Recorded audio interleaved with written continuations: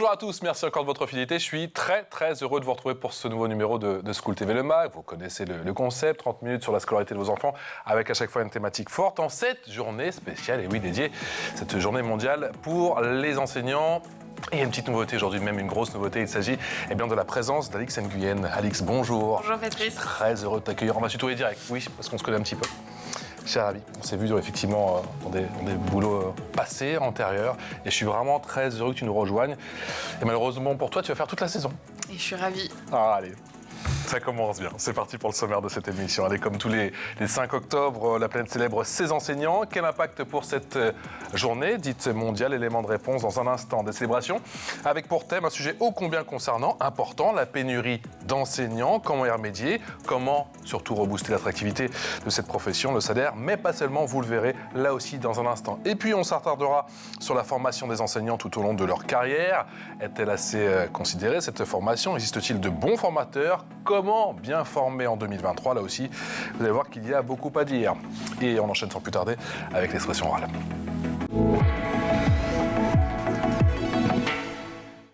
L'expression orale, je vous présente mes invités avec tout d'abord Dominique Bucheton. Bonjour Dominique, merci d'avoir accepté notre invitation en cette journée si importante. Dominique, vous êtes professeur honoraire des universités à la faculté d'éducation de Montpellier et je lis que vous avez dirigé aussi pendant 6 ans le LIRDEF. C'est quoi le LIRDEF, s'il vous plaît? C'est un gros laboratoire très intéressant, pluridisciplinaire, qui s'occupe d'éducation, de formation, mais pas seulement de formation pour l'éducation, qui élargit son domaine de réflexion sur la formation à d'autres questions de la formation professionnelle. La formation comme trait d'union, ça tombe bien, Dominique, puisqu'on va largement en parler pendant cette émission. Vous avez notamment écrit le livre « Formateur d'enseignants, un métier impossible, point d'interrogation » et vous l'avez coécrit avec Yann Mercier-Brunel. Bonjour Yann, merci d'avoir accepté notre invitation. Vous avez été professeur des écoles, formateur puis maître de conférences en sciences de l'éducation à l'Université d'Orléans. Comment allez-vous? Ça va, je vous remercie. Alors écoutez, je ne vais pas vous le cacher tous les deux, mais chez School TV, c'est un petit peu tous les jours la journée mondiale des enseignants. En quoi cette journée, qui a été effectivement initiée par l'UNESCO il y a de ça maintenant quelques années, est-elle importante, est-elle impactante? Écoutez, elle est d'autant plus impactante que l'éducation, la formation des enseignants, l'éducation, le recrutement, etc., c'est un problème que l'on connaît depuis 15 ans. Vous voyez, 15 ans qu'on travaille dessus, qu'il y a des grandes enquêtes internationales qui montrent la crise du métier enseignant pour des raisons qui ont perduré. Vous les connaissez tous, les salaires, etc. Mais pour le salaire, le recrutement, etc. Mais pour l'essentiel, sur le fond, moi j'ai participé à une très grosse recherche internationale là-dessus. La question qui revenait en priorité, c'était effectivement la question de perte du sens du métier, de non-reconnaissance du rôle de ce métier et la question de la formation. La question du salaire, à l'époque, il y a une dizaine d'années, arrivée en 3e position. Mais elle est apparue, en France notamment, en première position récemment. Mais c'est une question très grave du rôle de l'éducation. Pourquoi? Pour sauver la planète, pour faire en sorte que les gens pensent, réfléchissent, se construisent et trouvent des réponses nouvelles au monde qui est en train de s'ouvrir devant nous. C'est une réponse absolument essentielle qui demande des réponses politiques. Yann, comment vous expliquez, vous, à votre niveau, Yann, effectivement, cette crise des vocations? Bien évidemment, on va rentrer dans le détail, vous connaissez par cœur le marché, si je peux dire, français, mais cette crise des vocations, j'ai quand même le sentiment, en lisant ce qui se passe à droite et à gauche, notamment sur le continent américain, le continent africain, que cette crise des vocations, elle est mondiale, même si, effectivement, en Amérique du Nord, il n'y a pas ce problème avec les salaires. Comment vous l'expliquez? Alors, je pense que c'est un problème qui est un problème un peu systémique et qui est lié d'abord à la considération du métier. Les salaires, la formation, les conditions de travail, le regard que porte la société sur les enseignants, même si les recherches nous montrent que globalement la population respecte ses enseignants, les estime, mais il y a une question de considération du métier et le fait que avec les nouveaux médias, les nouvelles technologies, le savoir est accessible, beaucoup plus accessible par tous et toutes. Et quand on réduit l'enseignement à la transmission de savoir, effectivement, il y a une perte de considération du métier. Or, le métier, c'est beaucoup plus que simplement transmettre du savoir. C'est tout un aspect éducatif et de formation qu'on est en train peut-être de perdre de vue, qu'on a perdu un petit peu de vue avec l'apparition de l'accès à la connaissance, mais qui semblerait devoir revenir parce que maintenant qu'on a passé cet effet d'accès à la connaissance un peu nouveau, depuis quelques décennies, on se rend compte que finalement, être confronté à la connaissance, être en distanciel, être confronté à des machines, c'est peut-être pas tout pour apprendre et que la place de l'enseignant reste primordiale. Pardon, comment redonner du sens, justement ? Pardon, comment redonner du sens ? Alors, comment redonner du sens ? C'est un petit peu l'objectif de l'ouvrage aussi que nous avons écrit avec Dominique, c'est de redonner à ce métier toute sa complexité, faire comprendre que être enseignant, c'est un métier très, très compliqué et complexe. Parce qu'au-delà de la gestion d'un nombre important d'élèves dans une classe, au-delà peut-être d'un certain nombre d'habitudes sociales qui s'affaiblissent dans l'école et de comportements qui rentrent peut-être de plus en plus, qui sont de plus en plus, de moins en moins cadrés par la société ou par les demandes sociales, on se rend compte que derrière cet élément-là, le métier est un métier vraiment multidimensionnel. Et je pense que les réformes nous ont donné une image peut-être un peu simpliste du métier. Certes, c'est être maître de ses savoirs. Évidemment, un enseignant, il doit maîtriser les savoirs qu'il enseigne, mais il doit être maître aussi de la façon dont il les enseigne, de la didactique, la façon dont il l'organise, puis de la pédagogie, la façon dont il les met en scène, des relationnels avec l'élève. Donc, il y a vraiment beaucoup de choses à connaître dans ce métier-là. Et je pense qu'il faut le dire fortement et le dire à la fois dans le message et dans la symbolique. Le salaire, les conditions de travail, les conditions dans lesquelles les enseignants peuvent préparer et ensuite gérer l'après de leur classe, les corrections, etc. Je pense que ça se prend en compte, ça se verbalise, ça se dit. Et à mon avis, on est en train de simplifier un peu ce métier d'enseignant. Voilà. Et je pense que c'est ça qui est le plus grave. Surtout qu'il n'y a pas une semaine sans qu'on demande de nouvelles choses, j'ai l'impression, quand même aux enseignants. Dominique Bucheton, dans quelle mesure il faut redonner du sens et surtout comment redonner du sens, pour reprendre la question d'Alix, au plus beau métier du monde ? Écoutez, je poursuis la discussion, mais c'est la suite. Je pense très profondément qu'il faut refonder le métier enseignant. Il ne correspond plus, il a une tradition, une culture magnifique et historique, hein. Il a fait des choses magnifiques, mais il ne n'est plus, je pense, à la hauteur des enjeux qui sont devant nous. Et donc, il y a une réflexion très, très importante, collective, pas seulement des enseignants, mais de tout le monde de l'éducation, sur cette question. Il faut le refonder, pas seulement sur liberté, égalité, fraternité, sur les grands fondamentaux, il faut le refonder sur quel humanisme nous voulons, quelle valeur, quel point de vue sur l'autre, sur le monde, etc. Il faut aussi admettre que nous sommes face à des savoirs de plus en plus complexes et de plus en plus nécessaires pour simplement comprendre ce qui se passe, les informations le matin qu'on entend à la radio sur les nouvelles vaccins, sur les nouvelles techniques, sur l'écologie, etc. Et puis, donc cette culture élargie qu'il va falloir trouver les moyens de faire entrer relativement tôt dans les esprits, ça c'est la première chose, une culture large, transdisciplinaire, large, qui s'interconnecte et en même temps sortir des couloirs étroits pour faire connecter les connaissances, pour faire résoudre les problèmes et la dimension essentielle qui est d'apprendre aux élèves davantage, j'allais dire de la maternelle jusqu'à l'université, à penser, à réfléchir, à avoir un point de vue singulier, à travailler en collectif. Et ces fondamentaux-là, hein, ils sont là les fondamentaux, il faut les repenser à l'aune du monde d'aujourd'hui. Je voudrais reprendre ce que disait Yann tout de suite.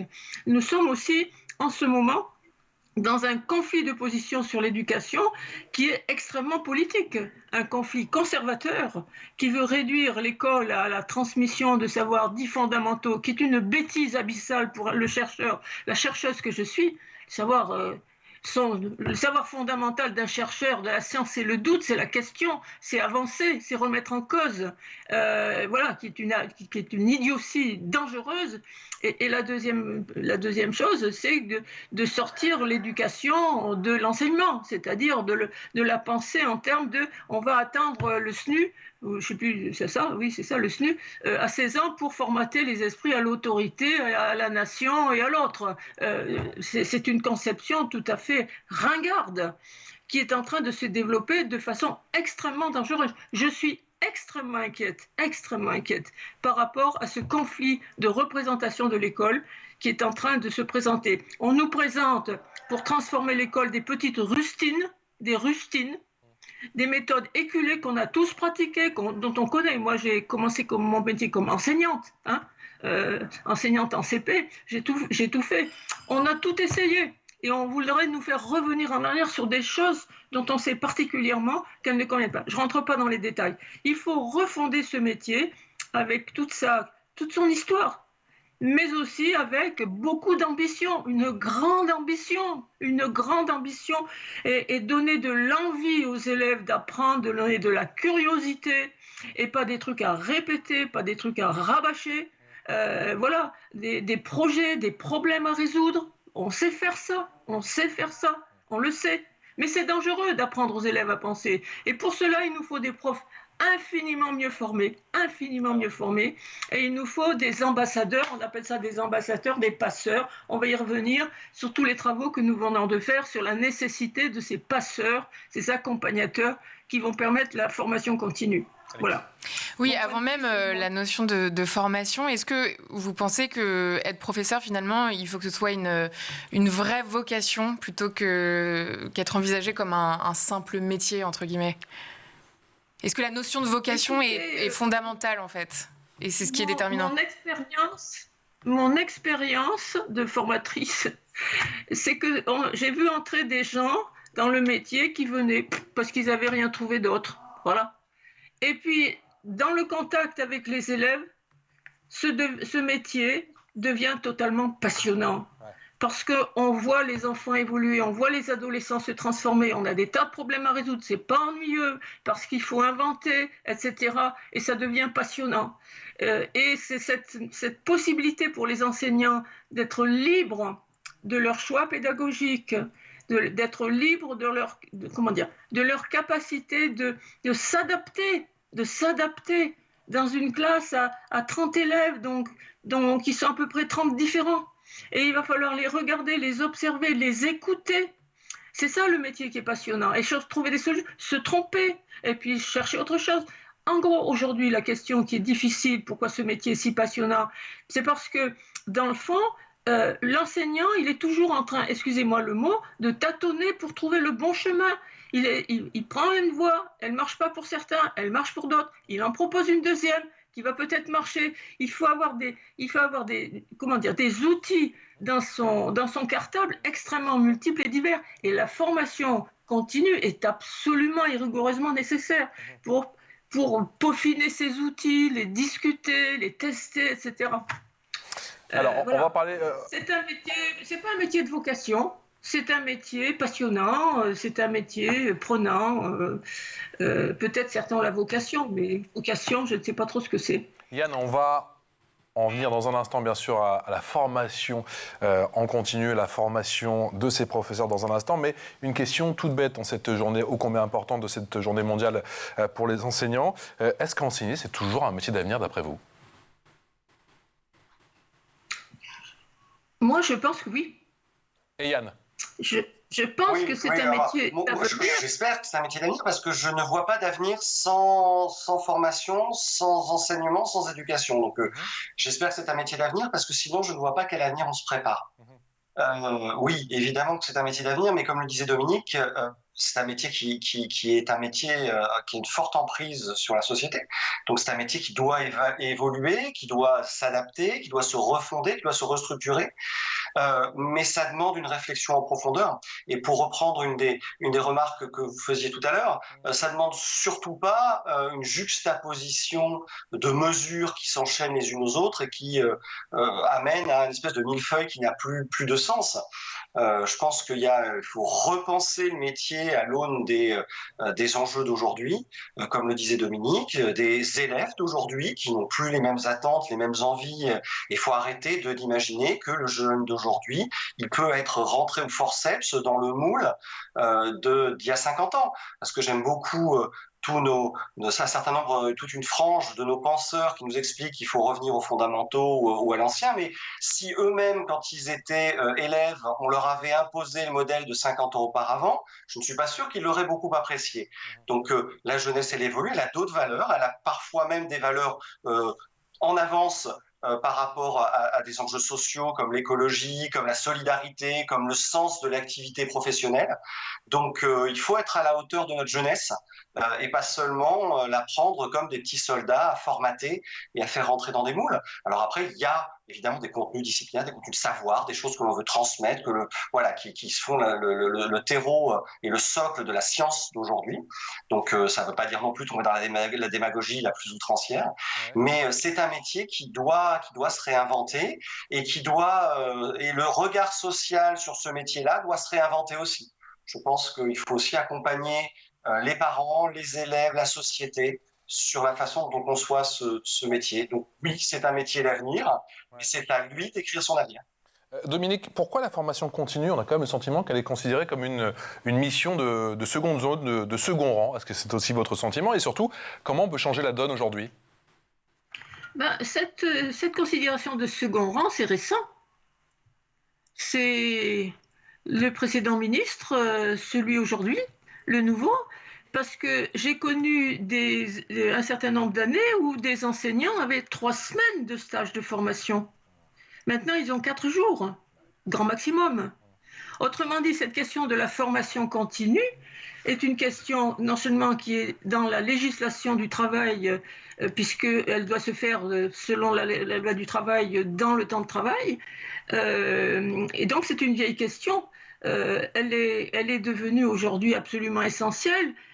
On essaye simplement d'économiser des embauches d'enseignants, de payer des vacataires, etc., parce qu'on veut faire des économies sur l'éducation.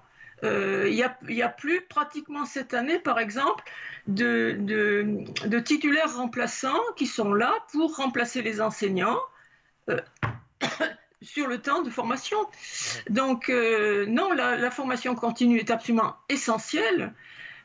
On pourrait prendre le temps de discuter un petit peu parce que c'est un métier qui ne peut pas s'apprendre d'un coup en institut de formation et puis après, pendant 10 ans, continuer. Non, c'est un métier qui s'apprend en faisant, qui s'apprend en discutant avec les collègues, qui s'apprend en discutant dans les journées de formation, qui s'apprend devant les difficultés, qui s'apprend par des appels de formation, des journées de formation, mais surtout qui a besoin absolument de se discuter en permanence. Parce que dans tel établissement et dans tel autre, c'est pas le même problème. Parce que quand on est en centre-ville ou quand on est en REP profonde, c'est pas les mêmes problèmes. Il va falloir s'ajuster. Et tout seul, on peut plus. Tout seul dans sa classe, on ne peut plus. Il faut absolument ce collectif, ces discussions. Et ces discussions, si on n'est qu'entre personnes de la même école, ça tourne en rond très vite. Il faut des intervenants, il faut des formateurs, il faut des chercheurs qui accompagnent cette réflexion. Mais alors justement, et qui fassent le tissage, encore une fois, entre tout. Dans un instant, la loupe avec Alix, mais avant ça, cette question pour vous. Yann, on a de bons profs, ça on l'a compris. Est-ce qu'on a de bons formateurs? Alors, on a, je dirais, autant de bons formateurs qu'on a de bons professeurs. C'est juste que ce ne sont pas forcément les mêmes. On a un petit peu tendance, mais ce n'est pas en France, hein, c'est un propre qu'on a en France, c'est pas que dans l'éducation. On a tendance à penser que parce que je suis bon étudiant, je serai forcément bon professeur, parce que je suis bon professeur, je serai forcément bon formateur, parce que je suis bon formateur, je serai forcément bon cadre ou bon inspecteur. Non, il y a des choses différentes et c'est un petit peu l'objet aussi qu'on a voulu mettre en avant avec cet ouvrage avec Dominique, c'est de dire que certes, il y a un terreau, c'est quand même plus facile d'être un bon formateur quand on est un bon enseignant, quand on est bien le métier, mais il y a aussi des compétences propres aux formateurs qui, elles aussi, se forment et s'accompagnent. Parce que ce n'est pas parce qu'un jour, un bon enseignant va être désigné par l'institution parce qu'il est bon enseignant pour devenir formateur que tout de suite, sur un coup de baguette magique, il va s'improviser excellent formateur avec des compétences. Formateur, ça se forme aussi, ça s'accompagne aussi par des formateurs de formateurs, par des chercheurs, par des éléments, par des cadres ou des extérieurs qui vont accompagner ça. Je pense que, vous voyez, pour faire une boucle par rapport à ce que vous disiez, et un récapitulatif, me semble-t-il, une synthèse, c'est de dire que, en réalité, on a besoin d'un accompagnement. Est-ce qu'on imagine un métier symboliquement aussi valorisé que chirurgien sans formation? On n'imaginerait pas un chirurgien qui ne se tienne pas au courant de ce qui se fait, des nouvelles technologies, des avancées scientifiques, et on lui fait confiance parce qu'on sait qu'il est à l'avant-garde de la science. Un enseignant, quand on lui dit qu'il doit se former hors temps scolaire, suivant des cadres flous, des cadres qui sont en plus reçus un tout petit peu comme une forme de mépris, on ne va pas se voiler la face, hein. Vous irez vous former pendant vos congés, je vais dire sans autre forme de procès ni d'accompagnement, eh bien, on a là aussi l'idée de dire que la formation, somme toute, c'est un petit peu accessoire, c'est un petit peu facultatif. Eh bien non, la formation pour un métier aussi exigeant, c'est obligatoire, et la formation des formateurs, c'est aussi obligatoire. Ça aussi, c'est un impensé souvent. Comment on forme et on accompagne nos formateurs? Comment on forme quelqu'un qui va se retrouver face à 30 enseignants possiblement en difficulté ou qui ont des difficultés qui sont les leurs, qui ne sont pas forcément de grandes difficultés. Donc, on a des bons enseignants, on a des bons formateurs, on a des moins bons enseignants et des moins bons formateurs, comme dans tous les métiers. Eh bien, ça s'accompagne, ça se forme et il y a un enjeu là derrière. Et l'équation, on l'a compris, ô combien délicate, parce que forcément, pour se former, il faut s'absenter. Et quand on s'absente, il faut forcément un prof pour se faire remplacer. Et on a compris, ça devient quand même très très compliqué. C'est parti pour la loupe. La loupe avec Alix, c'est cette maxime, un professeur, ça change la vie pour toute la vie. Et oui, c'est le slogan de la campagne lancée en juin dernier par le ministère de l'Éducation. 3 semaines de campagne à la télévision, à la radio et en digital pour recruter des enseignants avec notamment ce clip. Bonjour madame, je suis la chirurgienne qui va vous opérer. Ça va? Comment elle va cette épaule, madame? Docteur? C'est madame Falampin? Ah oui, c'est madame Falampin qui a une fracture de l'humérus. Madame Falampin, lycée Marie Curie? Sonia? Oui, c'était ma prof d'SVT. Ah waouh! En fait, c'est elle qui m'a donné l'envie de... Madame Falampin. J'y crois pas. Bah, moi, j'y ai toujours cru, Sonia.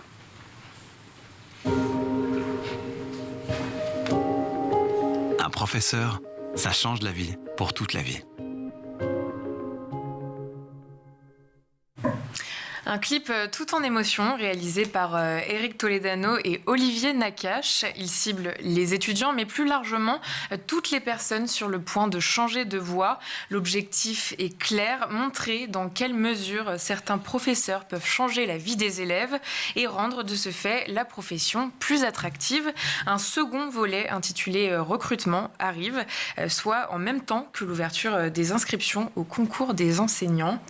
Dominique, Yann, vous trouvez cette campagne efficace? Allez, Dominique, pour commencer. Je la trouve juste sur le fond. D'accord. Je vais dire quelque chose de désagréable. Allez-y. Il y a des professeurs, hélas, mal formés, embauchés sur le tas, etc., qui cassent des vocations. D'accord? On revient à la même question de départ.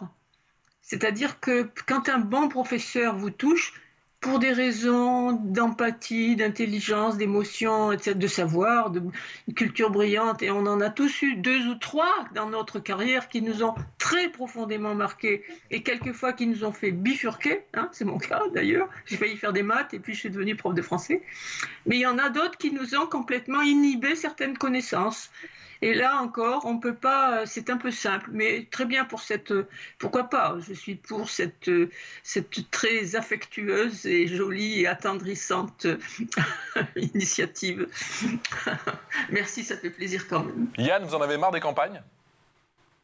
Alors oui, moi je vais être un tout petit peu plus critique que Dominique, parce que sur le fond, effectivement, jouer sur l'émotion, c'est bien, mais il faut pas non plus, je trouve, voiler la réalité. C'est que c'est un métier qui est exigeant, c'est très bien d'y arriver par l'émotion, mais ça ne suffit pas.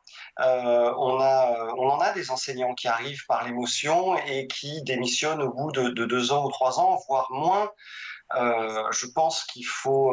Tout à l'heure, votre collègue parlait de vocation. Je pense qu'il faut faire un tout petit peu attention sur l'idée de vocation. Et c'est un peu, je reprends l'idée de Dominique, c'est que c'est une profession. C'est une profession. Alors évidemment, il faut aimer le contact, il faut aimer participer à quelque chose de grand, qui est l'éducation.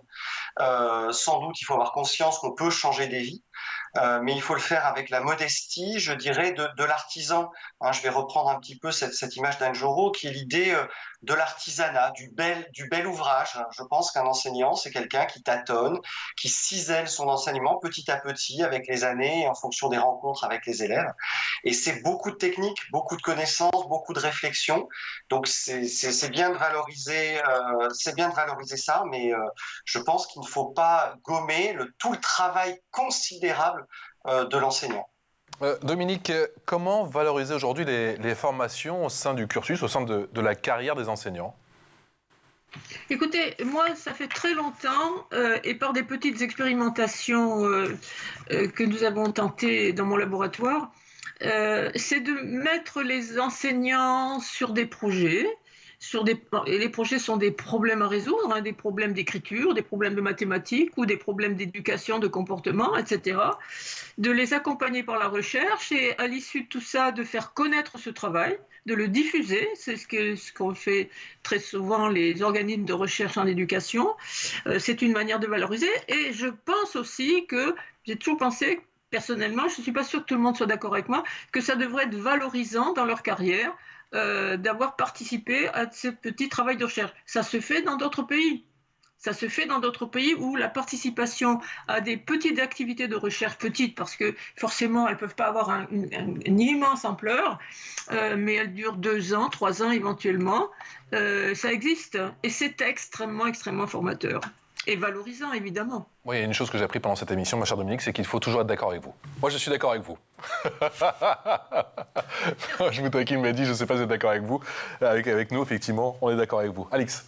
Oui, j'avais une dernière question. Est-ce qu'il y a des disciplines, des matières plus délaissées que d'autres ? Yann, je te laisse. Yann. Oui, d'abord, forcément, il y a des disciplines qui proposent plus d'alternatives. Quand vous êtes un informaticien, vous pouvez certes devenir professeur, passer le CAPES ou l'agrégation d'informatique. Vous pouvez gagner beaucoup plus dans le privé avec d'autres cadres. Donc, il y a des disciplines qui offrent, pour lesquelles le marché du travail offre plus de possibilités. Et malheureusement, vu actuellement l'image et de difficultés et de bas salaire qui est associée aux enseignants, et bien souvent les gens qui peuvent faire plusieurs choses ne priorisent pas l'enseignement. Il y a d'autres disciplines qui sont pour lesquelles le champ de l'enseignement semble plus évident. C'est vrai que quand vous aimez beaucoup et quand vous êtes féru et que vous voulez faire votre vie dans la littérature ou dans l'histoire, vous avez certes des métiers aussi à côté. Hein. Je ne dis pas que l'enseignement est la seule voie, ce n'est pas le cas, mais l'enseignement est une des voies importantes, une des voies royales. Donc forcément, on retrouve d'ailleurs ces difficultés-là dans les concours de recrutement. En français, en anglais et en mathématiques, vous avez des concours qui sont loin de faire le plein, tout simplement parce que il existe des métiers qui sont de plus en plus accessibles à des gens qui sont dans ces domaines-là. Donc oui, il y a clairement des disciplines. Trouver un professeur d'anglais à l'heure actuelle, ça relève de la gageure. Je ne vous passe pas toutes les annonces dans le Bon Coin qu'on a pu trouver de droite et de gauche pour essayer de trouver un professeur d'anglais dans un établissement, voilà, parce qu'on n'avait pas d'autre solution et que les chefs d'établissement sont tout à fait coincés. Donc oui, clairement, il y a des disciplines qui sont beaucoup plus problématiques que d'autres. Merci beaucoup Yann. Yann Mercier-Brunel, merci infiniment et merci à vous Dominique Bucheton. Je rappelle votre ouvrage à tous les deux, Formateur d'enseignants, un métier impossible. La question reste ouverte, mais on a compris que on a eu pas mal d'éléments aujourd'hui grâce à vous pendant cette demi-heure d'émission. Un grand merci à Alix Nguyen. On se retrouve demain, Alix. Merci.